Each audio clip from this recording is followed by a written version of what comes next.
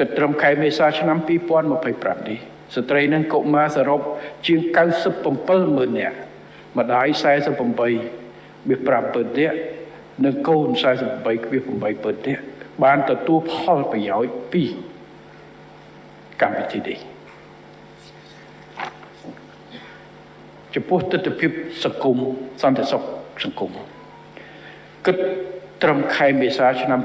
2025របបសន្តិសុខសង្គមគ្រាន់តែ10លើពលរដ្ឋសរុបប្រមាណ 3.1 លាននាក់ទាំងក្នុងវិស័យសាធារណៈនិងវិស័យឯកជននៅក្នុងឆ្នាំ2025នេះរាជរដ្ឋាភិបាលបានវិភាគថវិកាប្រមាណ 1,700 billion រៀលសាកមូលនិងប្រមាណ 425 លានដុល្លារអាមេរិកបន្ថែមលើថវិកាវិភាគទានដែលប្រមូលបានពីសមាជិកបសស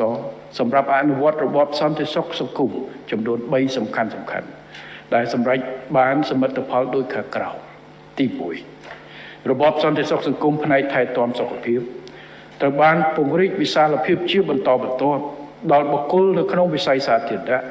បុគ្គលស្វ័យនិយោជន៍និងអ្នកនៅក្នុងបន្ទុកបន្ថែមលើកម្មករនិយោជិតដែលបច្ចុប្បន្នសមាជិកសរុបមានចំនួន 3.1 លាននាក់នៅក្នុងនោះ 1.9 លាននាក់ជាកម្មករនិយោជិត 51,000 នាក់ជាបុគ្គលនៃវិស័យសាធារណៈនិង 69,000 នាក់ផ្សេងទៀតជាបុគ្គលស្វ័យនិយោជន៍និងអ្នកក្នុងបន្ទុកសមាជិកបសសកម្មវិធីទី2គឺរបបសន្តិសុខសង្គមផ្នែកហានិភ័យការងារក៏ត្រូវបានពង្រីកវិសាលភាពដល់មន្ត្រីសាធារណៈដែលគិតត្រឹមឆ្នាំ2024របបសន្តិសុខសង្គមនេះមានសមាជិកប្រមាណ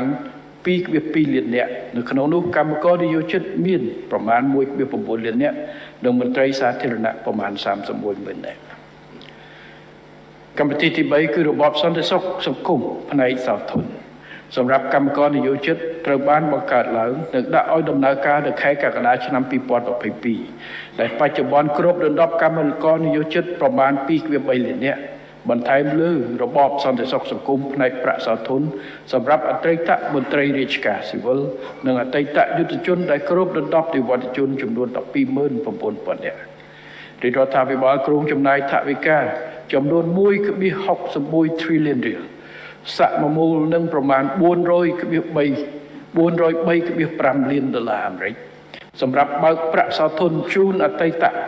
រាជការមន្ត្រីរាជការស៊ីវិលនិងអតីតយុទ្ធជននៅក្នុងឆ្នាំ2025នេះ